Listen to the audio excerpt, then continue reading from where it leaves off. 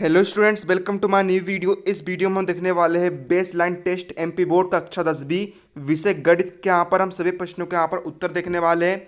समझते हुए हमें चलना है, आपको समझते चलना है, क्योंकि देखिए यदि आप अभी समझेंगे नहीं तो आप परीक्षा में जब जाएंगे तो आप भूल जाएंगे। इसलिए आपको समझना महत्वपूर्ण है। तो आप परीक्षा में खटाखट आप इसका आंसर जो है कर आ सकते हैं, है ना। और देखिए समझाना कारण जो वीडियो थोड़ा सा लंबा हो सकता है, इसलिए मैं तो आपको थोड़ा सा फास्ट समझाऊंगा। और वीडियो के बीच में आपको ये बता दिया जाएगा कि आप इसका लिखित में उत्तर किस प्रकार से प्राप्त कर सकते हैं। इसके लिए आपको वीडियो को पूरा ध्यान लगाकर समझना है। चलिए अब हम वीडियो को बिना किसी देरी के यहाँ पर शुरू करते हैं। उससे पहले मैं यहाँ पर थोड़ा सा एड लगा देता हूँ। डियर स्टूडेंट, स्टडी करते वक्त आपको किसी भी क्वेश्चन में डाउट आता है तो अब आपको टेंशन लेने की ज़रूरत नहीं है, क्योंकि फिलो ऐप लेकर आ चुका है एक ऐसा फीचर जिसके माध्यम से आप किसी भी क्वेश्चन का तुरंत सलूशन पा सकते हैं। फिर चाहे वो क्वेश्चन आपके किसी भी क्लास का हो, किसी भी सब्जेक्ट का हो, आपको उसका तुरंत सलूशन मिलेगा। आपको कुछ नहीं करना है। आपका क्वेश्चन यदि ऑन पेपर है तो आप उसका फोटो खींचकर नेक्स्ट पर कर दीजिए, और या फिर आप उस क्वेश्चन को टाइप करके भी नेक्स्ट पर क्लिक कर सकते हैं। आप सिंपली अपना यहाँ क्वेश्चन लिखिए, जो भी है। क्वेश्चन लिखने के बाद आप ये सब ऑप्शन सिलेक्ट कर लीजिए।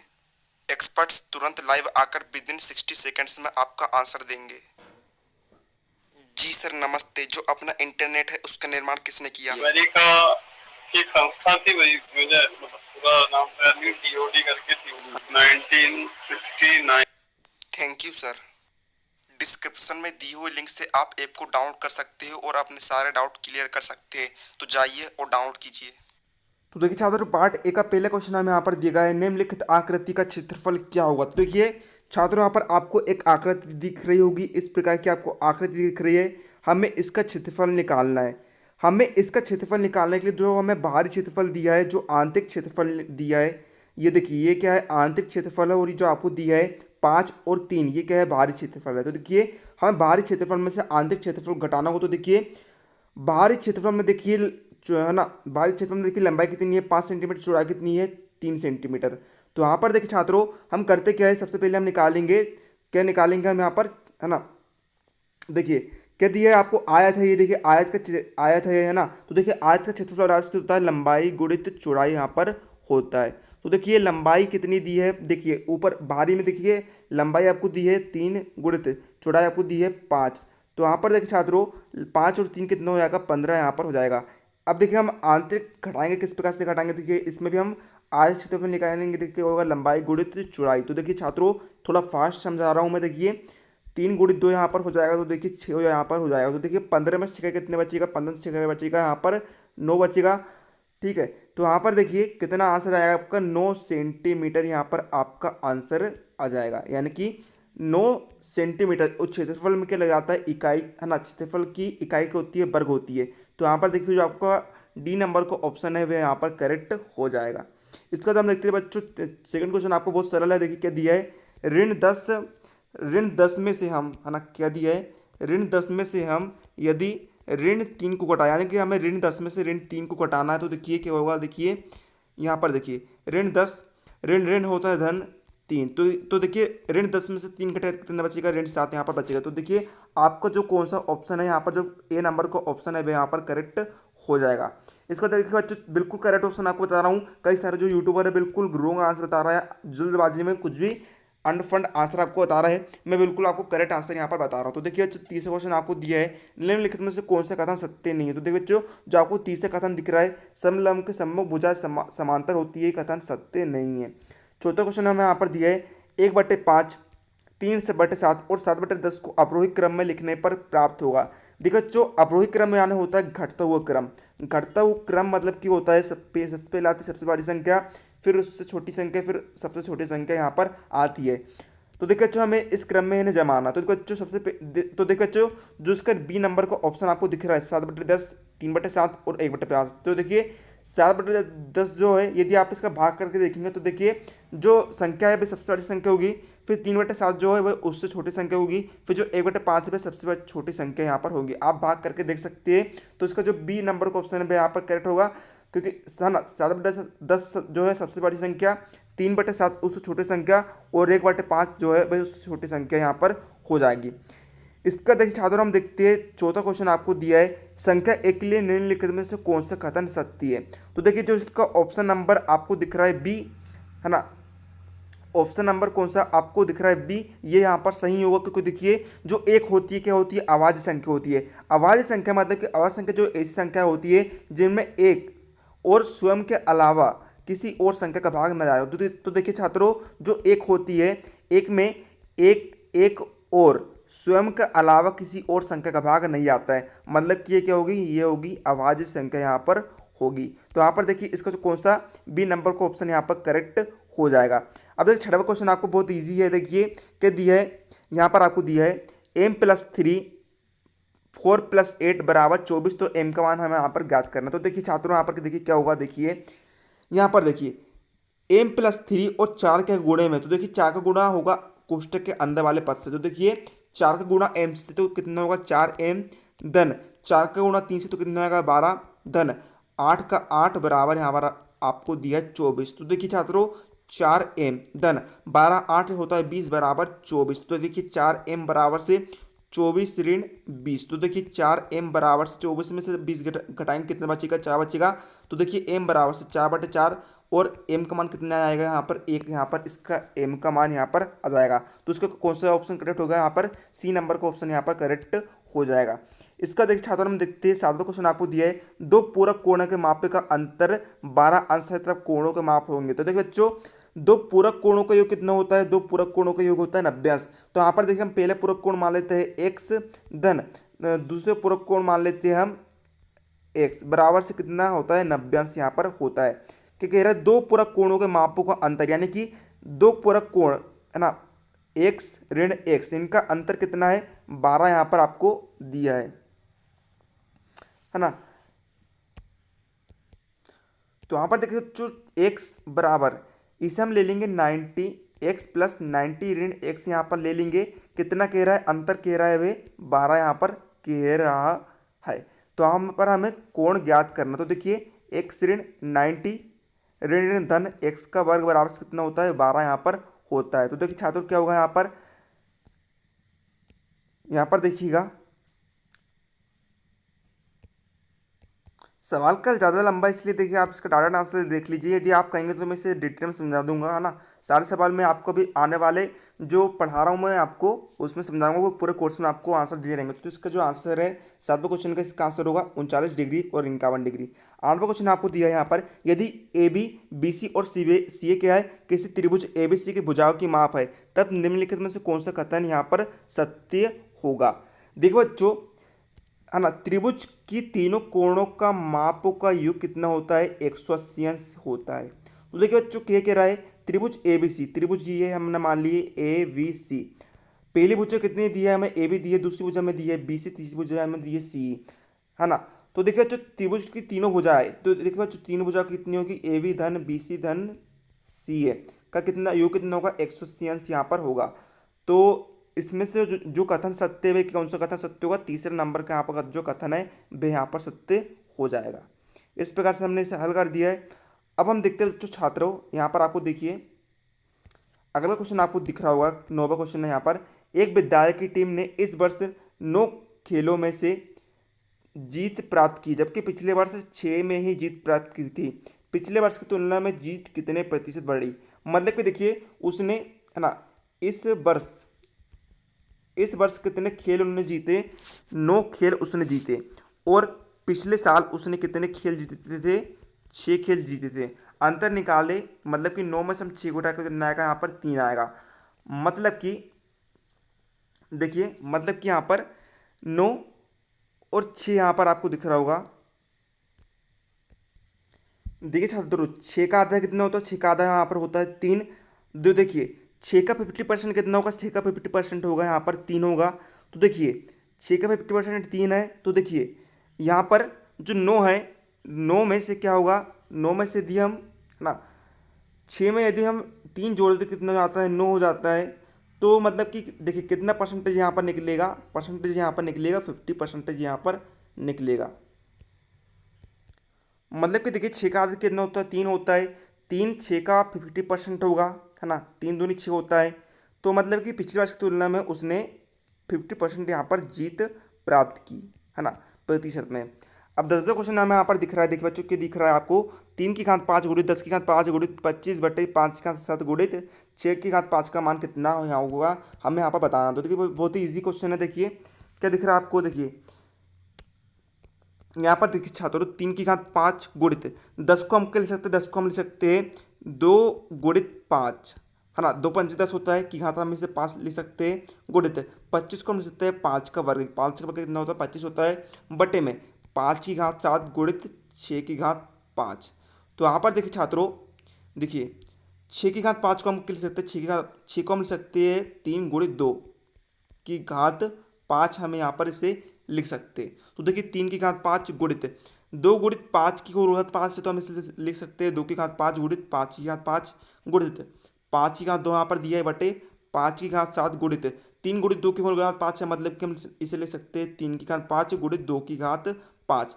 अब आप यहाँ पर देखिए, यहाँ पर आप देखिएगा 2 की घात 5 से यहाँ पर 2 की घात 5 कैंसिल हो जाएगा। अब देखिए, है ना, यहाँ पर कैंसिल हो जाएगा। और यहाँ पर देखिए जो 5 और 5 आपको दिख रहा है आधार समान है तो घात जुड़ती है, तो मतलब कि कितना हो जाएगा 5 की घात 7 यहाँ पर हो जाएगा। तो देखिए 5 की घात 7 से यहाँ पर 5 की घात 7 कैंसिल हो जाएगा, और 3 की घात 5 से 3 की घात 5 कैंसिल हो जाएगा। कुल मिलाकर जो आंसर कितना आएगा, 1 यहाँ पर आएगा। तो देखिए छात्रों इसका जो आंसर कितना निकल कर आएगा, आपके पास आंसर आएगा आपका 1। अब देखिए 11वां क्वेश्चन भी बहुत ही ईजी है। यहाँ पर देखिए काटा पीटी करना पड़ेगा थोड़ा। देखिए ऋण 4/5 गुणित 3/7 गुणित 15/16 गुणित ऋण 14/9। यहाँ पर देखिए हम काटा पीटी करते हैं, तो देखिए बच्चों 9 में से 3, हाँ 9 में 3 का भाग जाएगा 3 बार, है ना। अब देखिए 15 में 3 का भाग जाएगा कितने कितने बार, 5 बार। अब देखिए 5 से 5 यहाँ पर कैंसल हो गया। यहाँ पर देखिए छात्रों, है ना, ऋण 2 यहाँ पर आएगा, 2×8 = 16, 2×4 = 8, बट है ना, ऋण 7 यहाँ पर होगा। तो यहाँ पर देखिए ऊपर कितना है, ऊपर यहाँ पर है ऋण 7 ऋण 2 14 यहाँ पर है, बटे कितना है 4। तो यहाँ पर देखिए 2 और 7/2। तो जो कुल मिलाकर जो इसका आंसर है, कुल मिलाकर जो इसका आंसर है भी कितना आएगा, यहाँ पर आएगा 1/2। इसका आंसर यहाँ पर आ जाएगा। इसका देखिए बच्चों अगला क्वेश्चन आपको दिया है, एक समबाहु त्रिभुज के प्रत्येक कोण का माप कितना है, 45 अंश है, वो उसमें भुजाओं की संख्या होगी।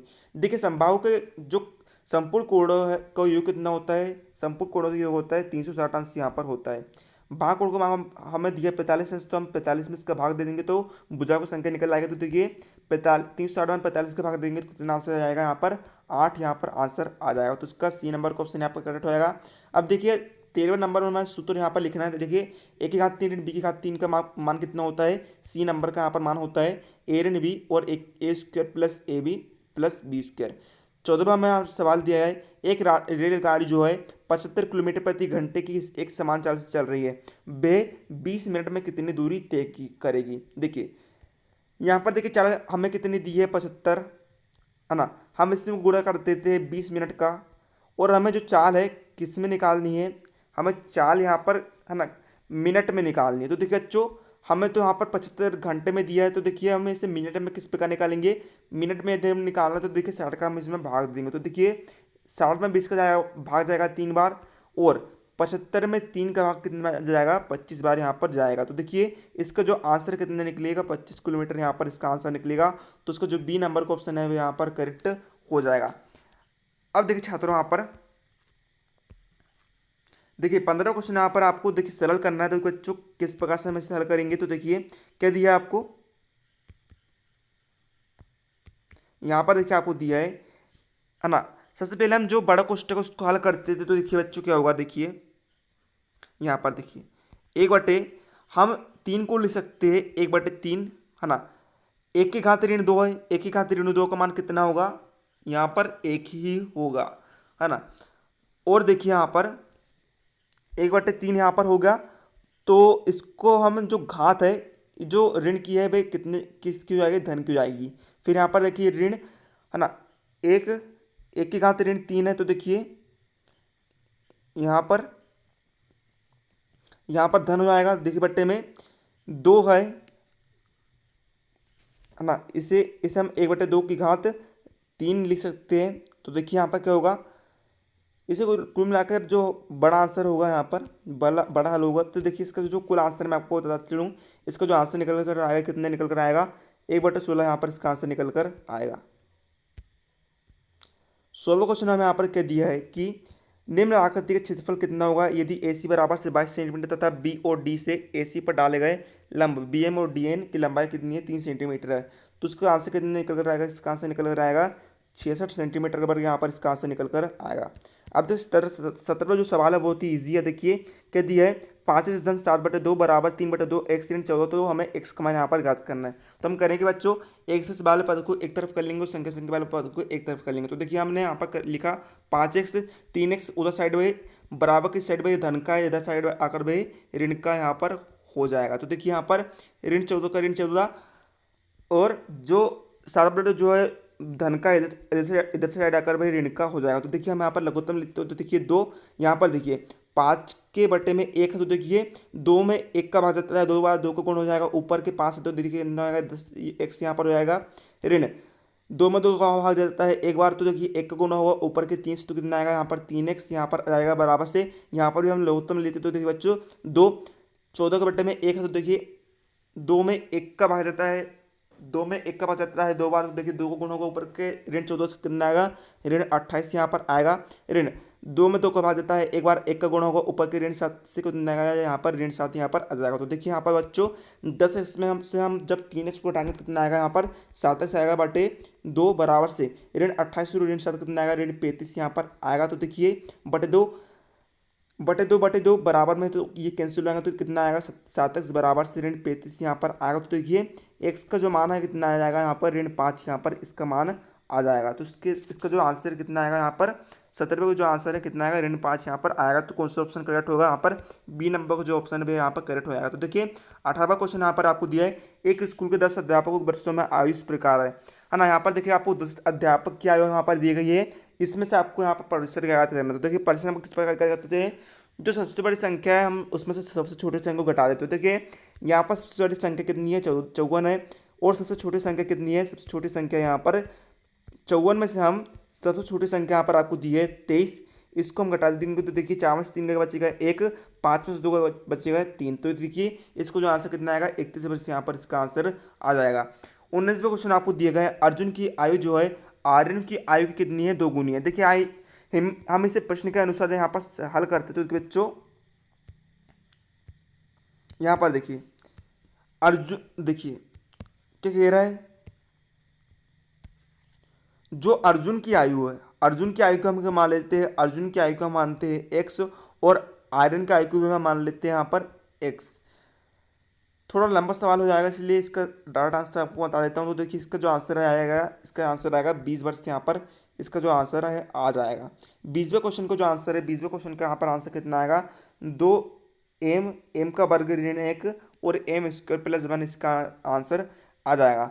अब देखिए 21वें क्वेश्चन यहाँ पर आपको दिया है, निम्नलिखित में से कौन सी अपरिमेय संख्या है। अपरिमेय संख्या मतलब कि जिसे हम अंश बटे हर के रूप में व्यक्त न कर सकते। तो देखिए यहाँ पर आप देख सकते हैं ए बी और डी जो ऑप्शन है ना, इसे हम अंश बटे हर के रूप में व्यक्त कर सकते हैं, लेकिन जो नंबर सी आपको दिया है इसे हम अंश बटे हर के रूप में व्यक्त नहीं कर सकते।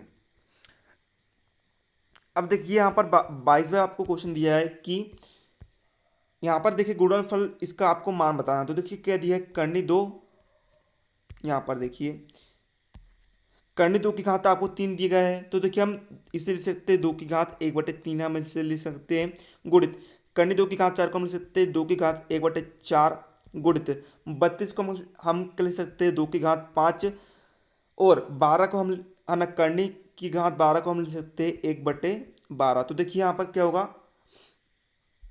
यहाँ पर देखिए 2 आधार समान है। तो देखिए हमने यहाँ पर कॉमन ले लिया। तो देखिए बच्चों जब आधा समान होता है तो जो घात होती है जो होती है, तो देखिए 1/3 धन 1/4 धन यहाँ पर कितना आएगा, यहाँ पर जाएगा 5/12 यहाँ पर हो जाएगा। तो यहाँ पर देखिए 2 लघुत्तम कितना आएगा, यहाँ पर लघुत्तम इसे जब आप हल करेंगे विस्तृत तरीके से तो उसको जो आंसर है वह आंसर निकल कर आएगा यहाँ पर कितना इसका जो आंसर निकल कर आएगा आपका 22वें क्वेश्चन का, ये निकल कर आएगा 2। ठीक है, बी नंबर का ऑप्शन यहाँ पर करेक्ट हो जाएगा। अब 23वें क्वेश्चन हमें यहाँ पर दिया गया है कि एक्स बटे बाई धन बाय बटे एक्स बराबर ऋण 1। तो हमें इसके साथ साथ हमें ज्ञात करना है एक्स की घात ऋण एक्स की घात 3 ऋण बाय की घात 3 हमें यहाँ पर ज्ञात करना है। तो देखिए छात्रों, यहाँ पर किस प्रकार से हम इसे हल करेंगे। सबसे पहले जो आपको समीकरण दिया है एक्स बटे बाय धन बाय बटे एक्स बराबर ऋण 1, इसे हम यहाँ पर हल करते हैं। तो देखिए देखिए यहाँ पर धन वाली धन चिन्ह लगाए तो हम इसमें यहाँ पर लघुत्तम लेंगे। तो देखिए लघुत्तम बटे में आएगा यहाँ पर एक्स बाय। तो देखिए है ना, एक्स बाय में बाय का आ जाएगा एक्स बार। तो देखिए एक्स गुण होगा ऊपर के x से कितना आएगा एक्स स्क्वायर यहाँ पर आएगा, प्लस यहाँ पर देखिए एक्स में एक्स बाय में एक्स का भाग जाएगा, बाय बार बाय का गुण होगा ऊपर के बाय से कितना आएगा बाय स्क्वायर बराबर यहाँ पर ऋण का यहाँ पर आएगा। देखिए x square plus y square बराबर यहाँ पर कितना आएगा ऋण एक्स बाय यहाँ पर आएगा। तो यहाँ पर देखिए x square plus y square ऋण एक्स बाय इधर से हटाकर भाई धन एक्स बाय हो जाएगा बराबर यहाँ पर 0 हो जाएगा। मतलब कि x square plus y square plus x y की वैल्यू कितनी आई है यहाँ पर 0 आई है। तो यहाँ पर देखिए फॉर्मूला हमें क्या दिया है एक्स की घात 3 ऋण बाय की घात 3। तो देखिए एक्स की घात 3 ऋण बाय की घात 3 बराबर क्या होता है, बे होता है क्या होता है एक्स ऋण बाय और दूसरे कोष्टक में एक्स का वर्ग धन बाय का वर्ग धन एक्स बाय होता है। तो देखिए एक्स ऋण बाय, अब आप यहाँ पर देखिए जो x square plus y square plus x y की वैल्यू कितनी आई है 0 आई है। तो यहाँ पर 0 हो गए। तो देखिए एक्स ऋण बाय का गुणा होगा 0 से कितना आएगा यहाँ पर 0, यहाँ पर आंसर आ जाएगा। तो इसका कौन सा ऑप्शन यहाँ पर करेक्ट होगा, इसका जो आपको पहला जो ऑप्शन दिख रहा है 23वें का, ये ऑप्शन यहाँ पर करेक्ट हो जाएगा। 24वें में दिया है बे बिंदु मूल बिंदु का अतिरिक्त जिनके भुज उनकी कोटि बराबर है निम्नलिखित में स्थित होंगे। तो देखिए इसका जो आंसर है, इसका आंसर कौन सा होगा, नंबर सी का ऑप्शन यहाँ पर करेक्ट हो जाएगा। 25वां हमें दिया है यहाँ पर बे बिंदु जिसकी कोटि 4 है जो बाय अक्ष पर स्थित है वो होगा। तो इसका जो आंसर, इसका आंसर कितना आएगा, इसका जो आंसर है वह आएगा बी नंबर का 0,4, इसका जो आंसर है वह आ जाएगा। 26वां हमें यहाँ पर क्वेश्चन दे रहा है बे बिंदु जिसके जो दोनों निर्देशांक ऋणात्मक होते स्थित होता है। तो देखिए बच्चों चतुर्थांश में देखिए चतुर्थांश देखिए कितने, देखिए ये होता है x dash by by dash. तो देखिए प्रथम चतुर्थांश ये होता है जो कि धन धन होता है, द्वितीय चतुर्थांश में क्या होता है ऋण धन होता है, तृतीय में होता है ऋण ऋण और चौथे में होता है धन ऋण। तो देखिए जो तृतीय चतुर्थांश होता है इसमें ऋण ऋण निर्देशांक होता है। तो देखिए इसका जो आंसर कितना आएगा, इसका आंसर आएगा चतुर्थांश नंबर 3, इसका जो आंसर आ जाएगा। अब 27वां हम देखते हैं यदि 2,0 जो है रेखीय समीकरण 2x धन 3y बराबर के का एक हल है तो के का मान हमें यहाँ पर ज्ञात करना है। तो देखिए हमें करना क्या, सिंपल सा क्वेश्चन है यहाँ पर। देखिए एक्स के स्थान पर हम 2 रख देंगे और बाय के स्थान पर हम यहाँ पर 0 रख देंगे। तो देखिए यहाँ पर छात्रों ना, यहाँ पर देखिए क्या करेंगे हम यहाँ पर एक्स के स्थान पर हमें रखना है 2 धन बाय के स्थान पर हम रखना है 0 बराबर के। तो देखिए 2 दूनी 4 धन 3 में 0 को गुणा होगा कितना आएगा 0 बराबर के। तो देखिए के का मान यहाँ पर कितना आएगा, के का मान यहाँ पर आएगा 4। ठीक है बच्चों, तो यहाँ पर इसका जो टोटल आंसर है, टोटल आंसर कितना आएगा, इसका टोटल आंसर जो है इसका कितना आएगा 4, यहाँ पर इसका आंसर आ जाएगा। अब हमें देखते हैं बच्चों 28वें क्वेश्चन आपको दिया है एक्स बराबर 5 से बाय बराबर 2 निम्नलिखित रेखीय समीकरण का एक हल है।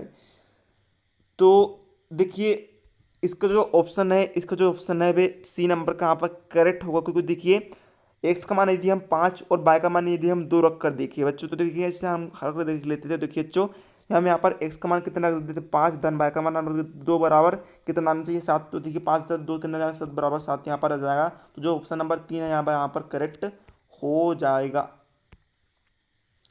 है ना।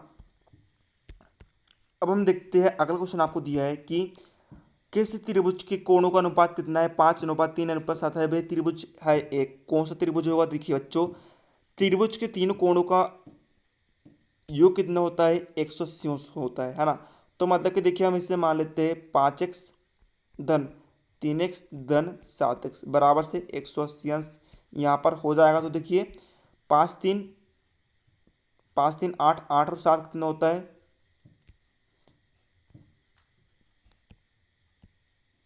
आठ और सात यहाँ पर होता है 15, यहाँ पर होता है 15, एक्स यहाँ पर होता है बराबर से 180। तो देखिए एक्स का मान 180/15। तो देखिए 15 में हम 180 में 15 लगा देंगे, तो देखिए 15 कम 15 बचा 3, 15 दूनी 30। तो देखिए एक्स का मान कितना आया, 12 आया है। अब हम 12 जो है इसको हम 5 3 107 तीनों में लगा देंगे। तो देखिए 5 × 12 बराबर कितना होता है, 12 पंच होता है 60। फिर देखिए 5 × 12, 12 तीय कितना होता है 36, और 5 × 7, तो देखिए 7 कितना होता है 35 यहाँ पर होता है ना। तो देखिए छात्रों, किसी का भी मान जो है 90 अंश से दिखे, जब मान जो है 90 अंश से दिखे होता है 90 अंश से कम होता तो कौन सा त्रिभुज होता है, वे होता है न्यूनकोण त्रिभुज होता है। अब तीसरा क्वेश्चन यहाँ पर आपको दिया है, निम्न आकृति में पी ओ क्यू एक रेखा है, तब एक्स का मान क्या होगा। यहाँ पर देखिए जो पी ओ क्यू का है ना, पी ओ क्यू क्या है, एक रेखा होती है जिसका जो मान होता है कितना होता है 180 अंश होता है। तो देखिए हमें यहाँ पर एक्स का मान ज्ञात करना है। हम करेंगे क्या, देखिए यहाँ पर देखिए 40, 40 से 3 से जोड़ देंगे हम, तो देखिए कितना आएगा 7x यहाँ पर हो जाएगा बराबर से 180 अंश यहाँ पर ले लेंगे। तो यहाँ पर देखिए 7x बराबर से 180 में से 40 घटाएंगे कितना आएगा, यहाँ पर आएगा 40, यहाँ पर 140 से आएगा। तो देखिए एक्स का मान यहाँ पर 140/7। तो देखिए एक्स का मान यहाँ पर आ जाएगा 20। तो देखिए कौन सा ऑप्शन करेक्ट होगा, इसका जो ए नंबर का ऑप्शन दिख रहा है यहाँ पर करेक्ट हो जाएगा। अब अगला क्वेश्चन हम यहाँ पर देखते हैं 31वां, निम्न में से कौन सा त्रिभुज जो कि सर्वांग समता नियम नहीं है। तो देखिए जो आपको दिख रहा है बी नंबर का RHS, ये सर्वांग समता का नियम नहीं है। 32वां का जो 32वां आपको दिया है, त्रिभुज PQR में यदि R जो कोण R है L कोण Q से छोटा है तो क्या होगा इसका आंसर, इसका आंसर होगा आपका जो है ना QR जो है वे PR से बड़ा होता है। चलिए मैं आपको बता देता हूँ इसके साथ आपको लिखित उत्तर कहाँ से प्राप्त करना है, इसके बारे में आपको बता देता हूँ। बेसलाइन टेस्ट के सभी प्रश्नों का उत्तर प्राप्त करने के लिए आपको गूगल पर टाइप करना है learnclubbyt.blogspot.com आपको टाइप करना है और सर्च करना है। इसके बाद आप हमारी वेबसाइट learnclubbyt.blogspot.com पर पहुंच जाएंगे। यहाँ पर आपको देखिए 3 डॉट दिख रहा है, 3 डॉट पर आपको क्लिक करना है। 3 डॉट पर देखिए आपके सामने प्लेलिस्ट ओपन हो जाएगी। अब आप यहाँ से MP board baseline survey test solution 2021-22 को आप सिलेक्ट कर लीजिए। आपके सामने देखिए यहाँ पर सभी प्रश्नों के लिखित में उत्तर आपको मिल जाएंगे। 33वां में आपको क्वेश्चन कह रहा है, निम्न आकृति, यहाँ पर देखिए आपको नीचे आकृति दी रही है, यदि कोण DAB यानी कि कोण DAB बराबर से कितना दिया है 60 अंश आपको दिया है, और कोण ABD बराबर से कितना दिया है 50 अंश यहाँ पर आपको दिया है। तो आपको बताना है कोण ACB का मान कितना होगा, कोण ACB का मान यहाँ पर आपको बताना है।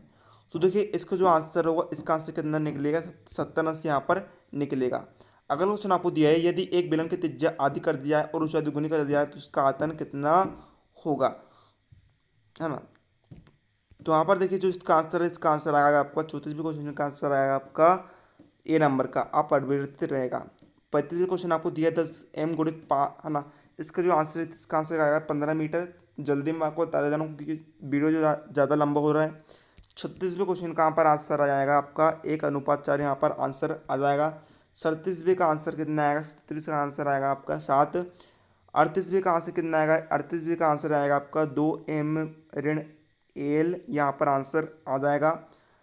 39 में हम समझ लेते तो बच्चों कह रहा है, दो सिक्कों को एक साथ उछालते हैं कम से कम एक चित आने की प्रायिकता क्या होगी। तो बच्चों दो सिक्कों को हम उछाल रहे हैं, है ना, या तो हेड आएगा या फिर टेल आएगा। तो देखिए हमें चित यानी कि हेड की प्रायिकता ज्ञात करनी है। तो बच्चों दो सिक्कों को उछालने पर प्रायिकता क्या होती है, हेडेड होती है या फिर टेल्टेड होती है या फिर हेड टेल होती है फिर टेल हेड होती है। तो देखिए हमें चित्त की प्रायिकता ज्ञात करनी है। तो देखिए बच्चों चित्त की प्रायिकता कितनी है, देखिए यहाँ पर 1 2 3 है। तो देखिए 3 बटे कुल प्रैक्टिस कितनी है 4 है। तो देखिए इसको जो आंसर कितना आएगा यहाँ पर 3/4 यहाँ पर इसका आंसर आ जाएगा।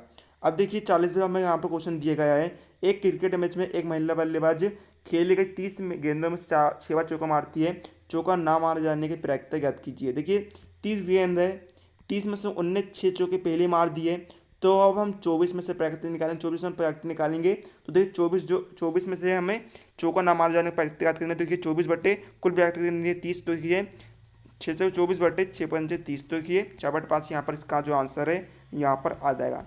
इस प्रकार से आज की वीडियो में हमने सभी प्रश्न यहाँ पर आंसर देख लिया है। उम्मीद है आपको वीडियो रिफ्लेक्ट वीडियो लाइक कर दे, मिलते हैं तब तक के लिए जय हिंद जय भारत।